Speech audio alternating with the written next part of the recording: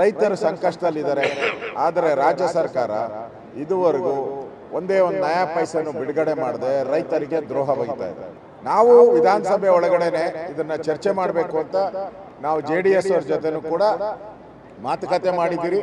ಭ್ರಷ್ಟ ಸರ್ಕಾರ, ಕರಪ್ಟ್ ಸರ್ಕಾರ, ಭ್ರಷ್ಟಾಚಾರಿಗಳಿಂದ ತುಂಬಿರೋ ಸರ್ಕಾರ. ರಾಜ್ಯದಲ್ಲಿ ಭೀಕರ ಬರಗಾಲದ ಬಗ್ಗೆ ಈಗಾಗಲೇ BJP ಒಂದು ಅಧ್ಯಯನದ ವರದಿಯನ್ನು ಕೂಡ ಕೊಟ್ಟಿದ್ದಾರೆ. ನಾನು ಕೂಡ ಹೋಗಿದ್ದೆ, ಅಧ್ಯಕ್ಷರು ಕೂಡ ಒಂದು ಟೀಮ್ ಮಾಡಿಕೊಂಡು ನಾವೆಲ್ಲ ಪ್ರವಾಸ ಮಾಡಿದ್ರಿ. ರೈತರು ಸಂಕಷ್ಟದಲ್ಲಿದ್ದಾರೆ. ಒಂದು ಕಡೆ ಕಾವೇರಿ ವಿಚಾರವಾಗಿ ಈ ಸರ್ಕಾರ ತಪ್ಪು ನಡೆಯಿಂದ ಸರಿಯಾಗಿ ವಾದ ಮಾಡದೆ ಕಾವೇರಿ ಜಲಾಯನ ಪ್ರದೇಶದಲ್ಲಿ ಹಳೆ ಮೈಸೂರು ಭಾಗದಲ್ಲಿ ಬೆಳೆನೇ ಬೆಳೆಯೋಕ್ಕಾಗದೇ ಇರೋವಂಥ ಪರಿಸ್ಥಿತಿ. ಇನ್ನು ಉತ್ತರ ಕರ್ನಾಟಕದ ಭಾಗದಲ್ಲಿ ಮಳೆ ಕಡಿಮೆ ಆಗಿ ಮಧ್ಯ ಕರ್ನಾಟಕದ ಭಾಗದಲ್ಲಿ ಪೂರ್ತಿ ಬರಗಾಲ. ರೈತರು ಸಂಕಷ್ಟದಲ್ಲಿದ್ದಾರೆ.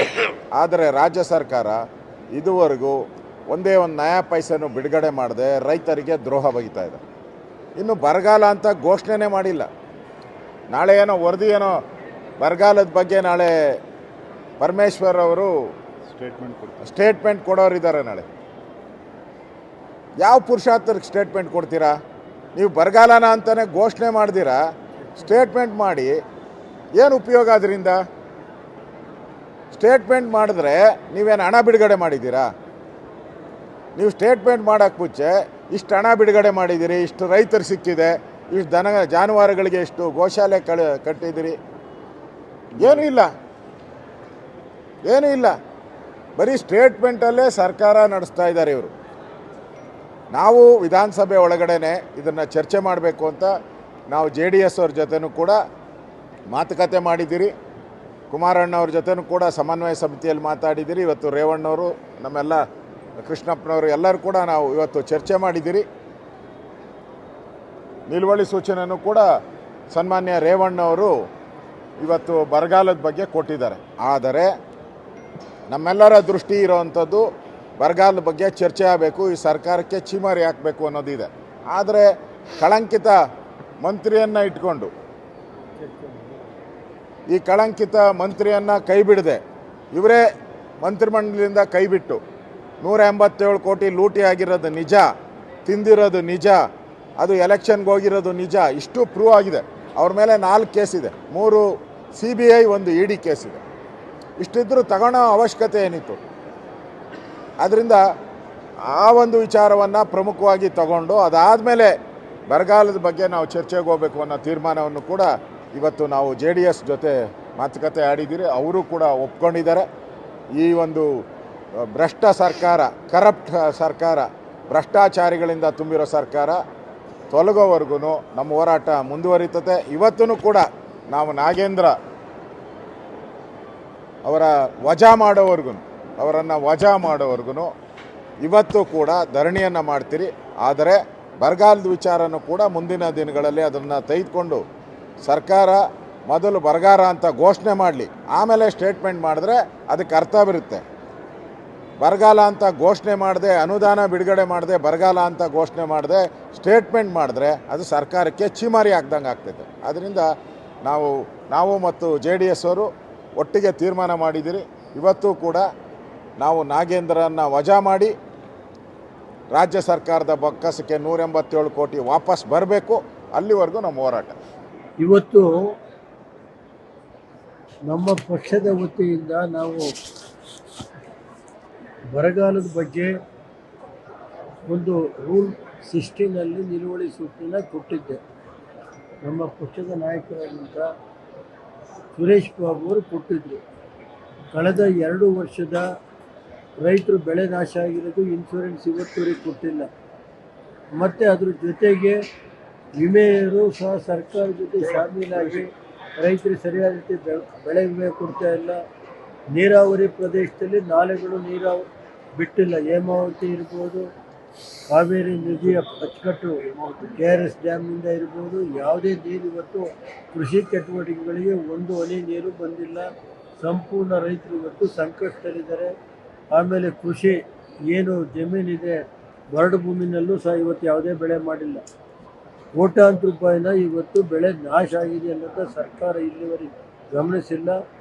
ನಮಗೆ ರೈತರಿಗೆ ಕನಿಷ್ಠ 1 ಎಕರೆ ಪ್ರದೇಶ ಭತ್ತದ ಬೆಳೆಗೆ 15ರಿಂದ 20 ಸಾವಿರ ರೂಪಾಯಿ ಕೊಡಬೇಕು. ಅದೇ ರೀತಿ ಕೃಷಿಯಿಂದ ವಂಚಿತರಾಗಿರುವ ರೈತರಿಗೂ 15ರಿಂದ 20 ಸಾವಿರ ಕೊಡಬೇಕು ಅಂತ ನಾವು ಇವತ್ತು ಒಂದು ನಿಲುವಳಿ ಸೂಚನೆ ತಂದಿದ್ದು. ಆದರೆ ಇವತ್ತು ನಾವು NDA ಜೊತೆ ಇರುವಾಗ ನಮ್ಮ ವಿರೋಧ ಪಕ್ಷದ ನಾಯಕರು ರಾಜ್ಯದ BJP ಅಧ್ಯಕ್ಷರಾದಂಥ ಒಟ್ಟಿಗೆ ನಾವು ತರಬೇಕು, ಇದು ನಾಗೇಂದ್ರ ವಿಷಯ ಇರುವಾಗ ಅದಕ್ಕೆ ಇದು ಬರಲ್ಲ ಅನ್ನೋ ದೃಷ್ಟಿನಲ್ಲಿ ನಾವು ಅದನ್ನು ಇವತ್ತು ನಿಲುವಳಿ ಸೂಚನೆಯನ್ನು ನಾವು ಏನು ಕೊಟ್ಟಿದ್ದೀವಿ ಅದನ್ನು ಮುಂದಿದ್ದಲ್ಲಿ ತಗೊಳ್ಳೋದು. ಇವತ್ತು ನಾಗೇಂದ್ರ ಅವರಿಗೆ ಸಂಪೂರ್ಣ ಒಟ್ಟಾಗಿ ಹೋರಾಟ ಮಾಡಬೇಕು ಅನ್ನೋ ವಿರೋಧ ಪಕ್ಷದ ನಾಯಕರು ಏನು ಹೇಳಿದ್ದಾರೆ ಅದಕ್ಕೆ ಸಮ್ಮತಿ ಇದೆ. ನಾವು ಮೀಟಿಂಗ್ ಮಾಡಿ ಆ ಸಮ್ಮತಿಗೆ ರಾಜ್ಯ ಅಧ್ಯಕ್ಷರು ಮತ್ತು ವಿರೋಧ ಪಕ್ಷದ ನಾಯಕರು ಏನು ಹೇಳಿದ್ದಾರೆ ಅದಕ್ಕೆ ನಾವು ಬದ್ಧ ಅಂತ ಹೇಳಿ ನಾವು ಪೂರ್ತಿ ಏನೇ ಇರಲಿ ಸದನದಲ್ಲಿ ನಾವು ಒಟ್ಟಾಗಿ ನಾವು ಈ ಸರ್ಕಾರದ ವಿರುದ್ಧ ಎದುರಿಸಬೇಕು ಅನ್ನೋದು ನಿರ್ಣಯ ಮಾಡಿ. ರೈತರು ಸಂಕಷ್ಟದಲ್ಲಿದ್ದಾರೆ, ಆದರೆ ರಾಜ್ಯ ಸರ್ಕಾರ ಇದುವರೆಗೂ ಒಂದೇ ಒಂದು ನಯಾ ಪೈಸೆಯನ್ನು ಬಿಡುಗಡೆ ಮಾಡದೆ ರೈತರಿಗೆ ದ್ರೋಹ ಬಗೆತಾ ಇದೆ. ನಾವು ವಿಧಾನಸಭೆ ಒಳಗಡೆನೆ ಇದನ್ನ ಚರ್ಚೆ ಮಾಡಬೇಕು ಅಂತ ನಾವು JDS ಅವ್ರ ಜೊತೆನೂ ಕೂಡ ಮಾತುಕತೆ ಮಾಡಿದ್ದೀರಿ.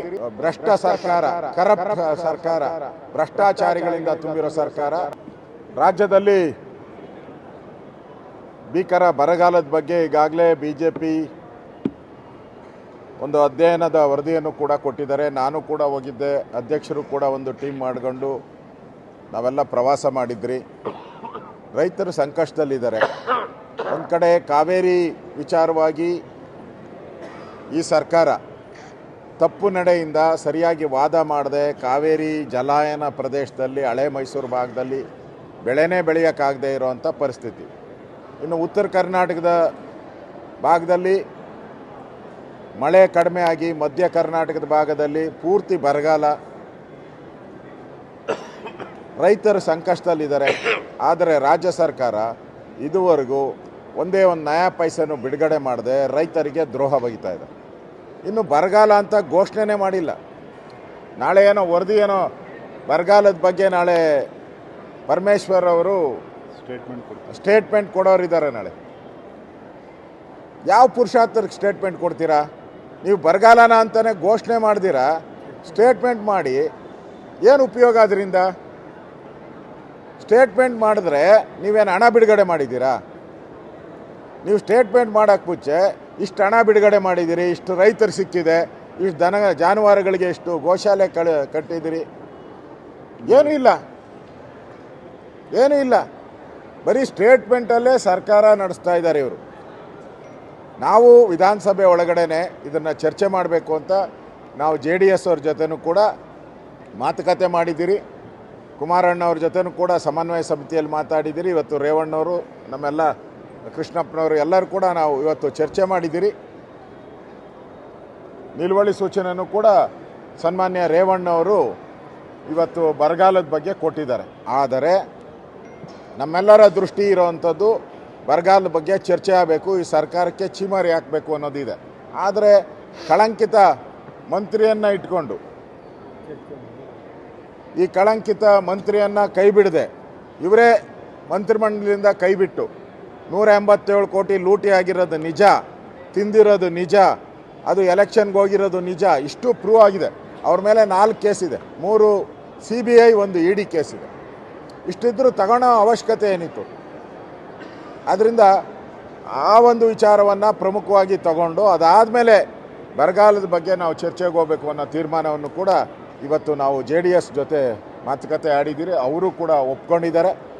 ಈ ಒಂದು ಭ್ರಷ್ಟ ಸರ್ಕಾರ, ಕರಪ್ಟ್ ಸರ್ಕಾರ, ಭ್ರಷ್ಟಾಚಾರಿಗಳಿಂದ ತುಂಬಿರೋ ಸರ್ಕಾರ ತೊಲಗೋವರೆಗೂ ನಮ್ಮ ಹೋರಾಟ ಮುಂದುವರಿತದೆ. ಇವತ್ತೂ ಕೂಡ ನಾವು ನಾಗೇಂದ್ರ ಅವರನ್ನು ವಜಾ ಮಾಡೋವರೆಗೂ ಇವತ್ತು ಕೂಡ ಧರಣಿಯನ್ನು ಮಾಡ್ತೀರಿ.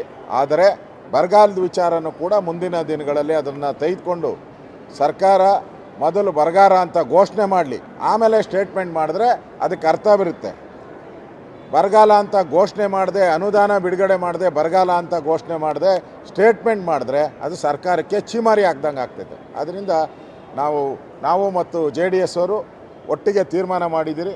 ಇವತ್ತು ಕೂಡ ನಾವು ನಾಗೇಂದ್ರನ್ನು ವಜಾ ಮಾಡಿ ರಾಜ್ಯ ಸರ್ಕಾರದ ಬೊಕ್ಕಸಕ್ಕೆ 187 ಕೋಟಿ ವಾಪಸ್ ಬರಬೇಕು. ಅಲ್ಲಿವರೆಗೂ ನಮ್ಮ ಹೋರಾಟ.